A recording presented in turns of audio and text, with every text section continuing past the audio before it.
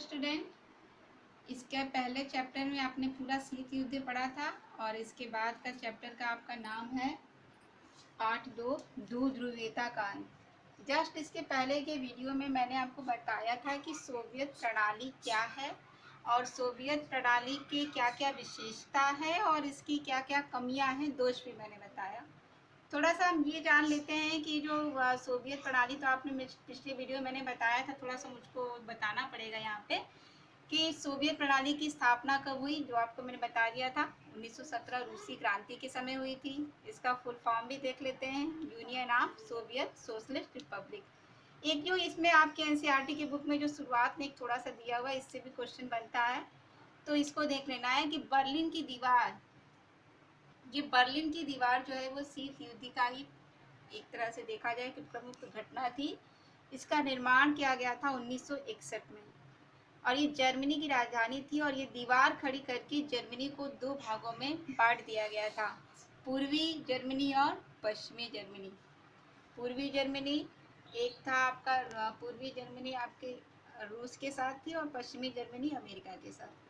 तो ये जो दीवार खड़ी की गई थी ये भी शीत युद्ध का एक चरण था। और ये जो दीवार क्यों खड़ी की गई थी, ये दीवार खड़ी की गई थी दो विचारधाराओं के कारण, जो आपको पहले भी पढ़े, फिर भी आपको ध्यान में बार बार रखना पड़ेगा कि ये दो विचारधाराओं का ही संघर्ष है, तनाव है और दोनों के बीच की ये लड़ाई है जो कि आगे तक चलती रहती है।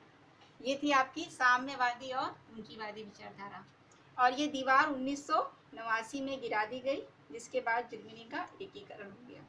अब हम देखते हैं कि जो सोवियत शासन प्रणाली आपने पढ़ी है, तो उसमें कौन कौन से वहाँ पे जो नेता हुए, कौन कौन से वहाँ के महासचिव हुए साम्यवादी पार्टी के, और जिनकी किन किन नीतियों का प्रभाव इस सोवियत की प्रणाली में पड़ा, जिससे कि सोवियत संघ का विघटन हो गया।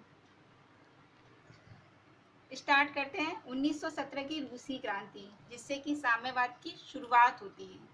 और रूसी क्रांति करवाई किसने थी, इसमें लेनिन का नाम सबसे इम्पॉर्टेंट है। और लेनिन जो है वो सोवियत संघ का संस्थापक माना जाता है, जिसने कि सोवियत संघ के महासचिव के रूप में 1917 से लेकर 1924 तक शासन किया और साम्यवादी पार्टी को आगे बढ़ाया। और एक तरह से कहें तो साम्यवाद की स्थापना करने के साथ साथ उसने साम्यवाद का प्रसार किया और सोवियत ये गणराज्य, जो समाजवादी गणराज्य है, इसकी स्थापना की।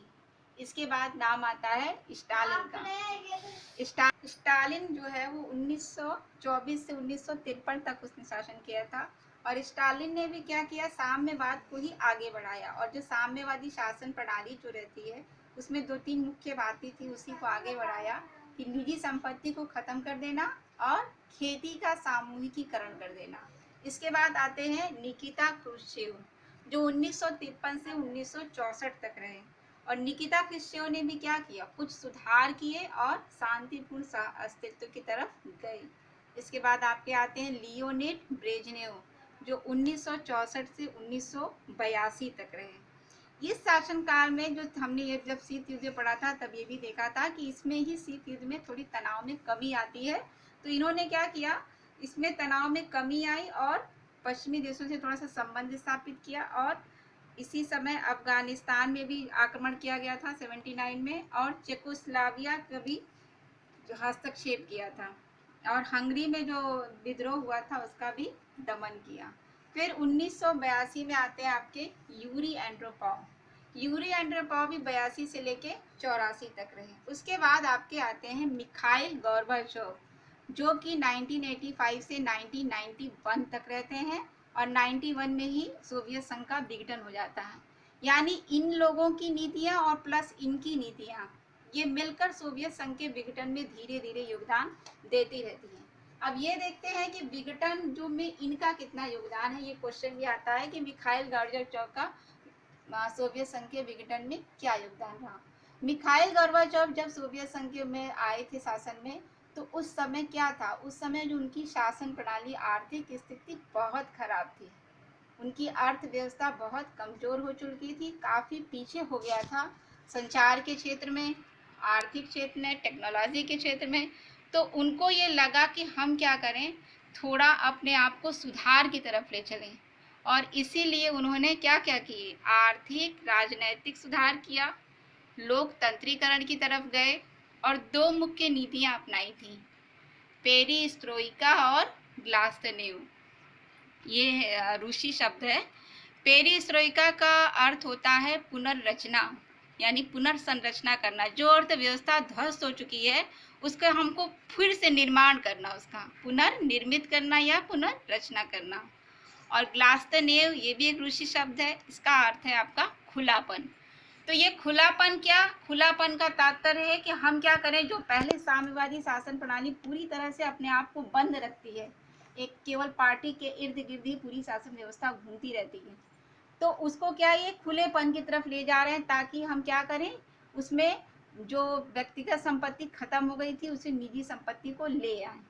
और ये मिखाइल गोर्बाचोव की नीतियां आई, जिसके कारण धीरे धीरे उसमें लोगों को ऐसा लगा कि सुधार आएगा, लेकिन इस सुधार की जो उनके आशा थी उस पर उतना ये खरा नहीं हो पाया, और सुधार होने की बजाय उनकी जो व्यवस्था है वो पूरी तरह से ध्वस्त होने लगी, क्योंकि जितनी आशा थी उनको उतनी आशा से उसमें परिवर्तन नहीं हो पाता। उन्होंने एक और भी अपनाया था, इसे एक आगे एक इम्पॉर्टेंट टॉपिक भी है आपका ये शॉक थेरेपी। शॉक थेरेपी नाम से ऐसा लगता है कि किसी चीज़ को शॉक लगना, लेकिन इन्होंने क्या किया था, इस शॉक का अर्थ है कि आघात पहुंचाकर अर्थव्यवस्था में सुधार करना।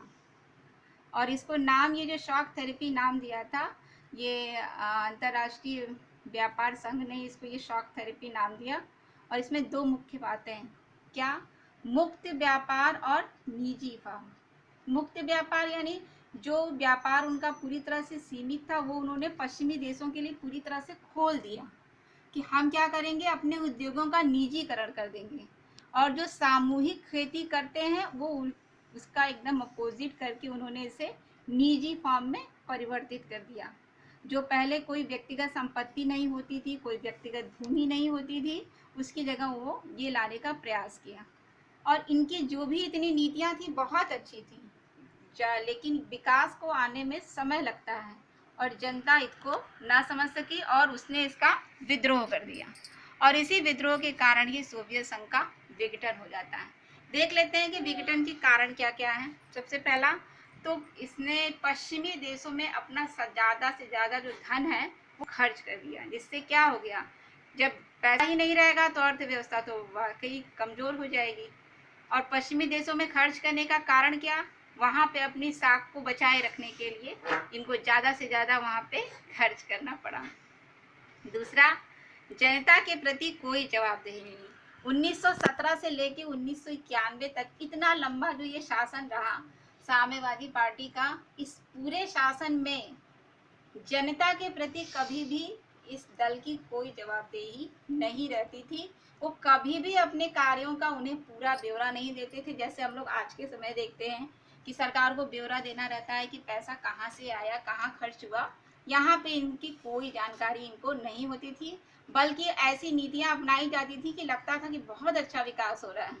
क्योंकि सोवियत शासन प्रणाली की विशेषता में हमने देखा कि वहाँ पे न्यूनतम जीवन स्तर एक प्रमुख विशेषता है, जिसमें कहा गया कि मतलब हर व्यक्ति की जन कल्याण के लिए उसकी शिक्षा, उसकी स्वास्थ्य, सब कुछ सरकार की जिम्मेदारी है।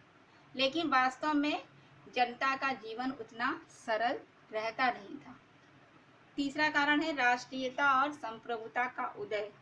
जो 14 गणराज्य रूस के अलावा थे, उन गणराज्यों में धीरे धीरे उनका विरोध होने लगा था, और अन्य राज्यों में जो लोकतंत्र धीरे धीरे पनप रहा था उससे इनमें क्या हो रहा था, राष्ट्रीयता की भावना का उदय हो रहा था। वो भी राष्ट्रीयता और संप्रभुता का स्वाद चख चुके थे, तो धीरे धीरे उन्हें लगा कि हमें भी अब स्वतंत्र होना चाहिए। और इन 14 गणराज्यों में सबसे पहले यूक्रेन, बेलारूस और रूस और जॉर्जिया, ये सबसे पहले अलग हुए थे और इन्होंने अपने आप को स्वतंत्र कर दिया था। चौथा कारण है जन विरोध। इनकी इन नीतियों के कारण जो समय समय पे जनता विरोध कर रही थी मिखाइल गोर्बाचोव की नीतियों के कारण, वो विरोध धीरे धीरे बढ़ने लगा। विरोध तो पहले भी होते थे, 17 से लेकर 91 तक के बीच में बहुत सारे विरोध समय समय पे हुए, लेकिन उनकी एक रेड आर्मी होती थी फ्रांस की,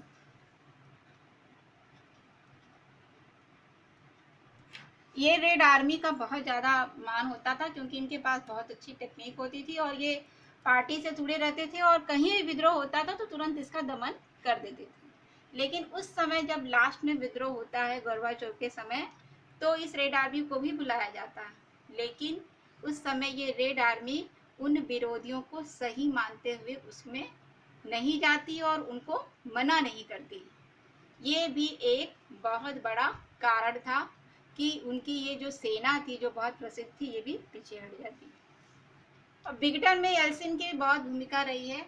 जो 91 के समय जो चुनाव हुए तो मिखाइल गोर्बाचोव की विरोधी जो लोग थे, जो इनकी नीतियों से बिल्कुल भी कोई भी इसका वास्ता नहीं था, वो ये मानते थे कि हमें वही साम्यवादी पार्टी की नीति में ही रहना चाहिए। हमें ये खुलापन, मुक्त व्यापार, निजी फार्म, पुनर्रचना, या एक तरह से कहें तो पूंजीवाद की तरफ नहीं जाना चाहिए।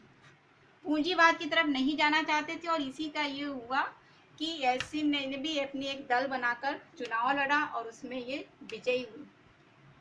और इनका जितना भी स्वीकृत संघ का विघटन बताता है। भ्रष्टाचार और नौकरशाही, इनकी जो साम्यवादी पार्टी का शासन हुआ और इन्होंने बीच में जो आर्थिक राजनीतिक सुधार अपनाए, दोनों से क्या हुआ, दोनों से भ्रष्टाचार काफी बढ़ चुका। एक तो पहले ही साम्यवादी पार्टी ने वहाँ की शासन व्यवस्था की रीढ़ खत्म कर दी थी, कोई जनता के प्रति उत्तरदायित्व नहीं था, और पार्टी के जो नेता थे उनको कुछ विशेष अधिकार मिले हुए थे जो कि सामान्य जनता को नहीं थे। और इसके साथ साथ वहाँ पे